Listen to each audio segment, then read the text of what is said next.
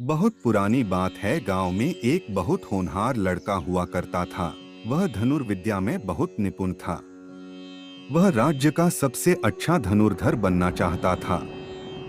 गांव की प्रतियोगिताओं में वह हमेशा प्रथम आता था। सबसे अच्छा धनुर्धर बनने का सपना लेकर वह एक बहुत प्रसिद्ध गुरु के आश्रम में गया और उनको अपने लक्ष्य के बारे में बताया।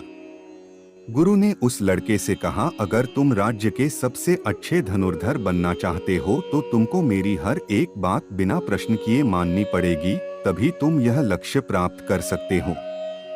उस लड़के ने गुरु की बात मान ली और आश्रम में रहने लगा। पहले दिन गुरु ने धनुर्विद्या की परीक्षा ली और उसके बाद उसको आश्रम के सामान्य काम दे दिए।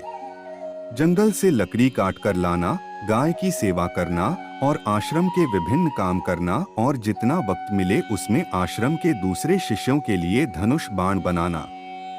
वह लड़का प्रतिदिन प्रतीक्षा करता कि गुरु अब उसको धनुर्विद्या के कुछ नए गुण सिखाएंगे, पर ऐसा कुछ नहीं हो रहा था। उसको रोजमर्रा के कार्य ही दिए जा रहे थे और उसमें से भी वह कार्य दिए जाते जो सबसे अधिक कठिन होते। धीरे धीरे शिष्य का गुरु पर से विश्वास उठने लगा। शिष्य को लगने लगा गुरु उसको मूर्ख बना रहे हैं और अपने सारे काम करवा रहे हैं। इतने दिनों में उन्होंने मुझे एक भी धनुर्विद्या का गुण नहीं सिखाया, बल्कि लकड़ी काटना और ना जाने क्या क्या सिखा रहे हैं। एक दिन आवेश में आकर शिष्य गुरु से कहता है, आप मेरा गलत फायदा उठा रहे हैं और आप मुझे कुछ नहीं सिखा रहे। जैसा मैंने लोगों से आपके बारे में सुना था, आप वैसे बिल्कुल भी नहीं हैं, इसलिए आज मैं यह आश्रम छोड़कर जा रहा हूँ। मैं बड़ी उम्मीद से आपके पास आया था, पर अब मुझे लगता है मुझे स्वयं ही अपने लक्ष्य को प्राप्त करना होगा। इतना कहकर सिर्फ आश्रम छोड़कर वापस अपने गांव चला जाता है और गुरु मुस्कुरा के शिष्य को आशीर्वाद देते हैं और अंदर चले जाते हैं।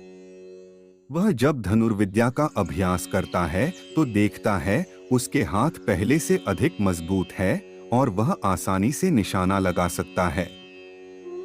अब उसको धनुष पहचानने में बहुत सहूलियत मिल रही है और उसका तीर अब बहुत दूर तक मार कर रहा है, जो पहले इतनी दूर तक नहीं जाता था।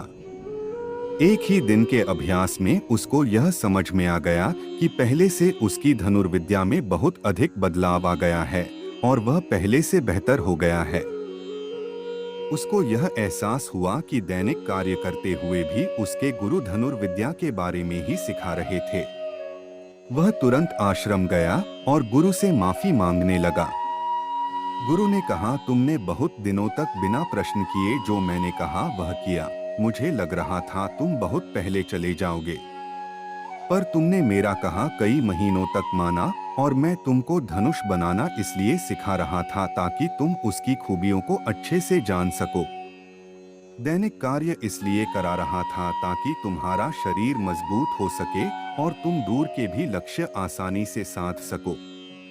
धनुर्विद्या तुमको पहले से आती है, तुम्हें उसमें बहुत कम अभ्यास की जरूरत है, जो कि मैं तुम्हें बाद में सिखाऊंगा। उससे पहले तुम में जो भी कमियां हैं उनको दूर करना होगा, इसलिए मैं तुमको एक मौका और दूंगा और इस बार अगर तुम्हारा विश्वास टूटा तो फिर दोबारा मैं तुम्हें शिक्षा नहीं दूंगा। शिष्य ने गुरु के पैर पकड़ लिए और कहा, इस बार ऐसा कुछ भी नहीं होगा। मुझ अज्ञानी को क्षमा कर दीजिए और अपने ज्ञान का भंडार मुझ पर उड़ेल दीजिए, जिसके कारण मैं धनुर्विद्या में ही नहीं बल्कि सभी गुणों में पारंगत बन जाऊं। गुरु ने शिष्य को कुछ ही दिनों में धनुर्विद्या सीखना चालू कर दिया और शिष्य ने अपना लक्ष्य बहुत आसानी से प्राप्त कर लिया। शिक्षा किसी भी कार्य को करने से पहले हमें यह जरूर समझ लेना चाहिए कि उसका हम पर क्या प्रभाव पड़ रहा है। कभी कभी हमको जो काम छोटे लगते हैं और दैनिक जीवन के लगते हैं, उनसे भी हमारे आचरण में और गुणों में बहुत बदलाव होता है, इसलिए हमें छोटे से कार्य को भी बड़ा समझकर ही करना चाहिए। किसी भी कार्य को छोटा नहीं समझना चाहिए। गुरु और शिष्य की कहानी। शिष्य का यह कर्तव्य होता है कि वह अपने गुरु पर पूरा भरोसा करें और उसकी हर आज्ञा का पालन करें। गुरु अपने शिष्य को कभी भी कुछ गलत नहीं सिखा सकता, ना उसके बारे में गलत सोच सकता है। आजकल के समय को देखकर गुरुओं को भी अपने शिष्य का भला निस्वार्थ भाव से करना चाहिए और उसको हर विद्या में निपुण बनाना चाहिए।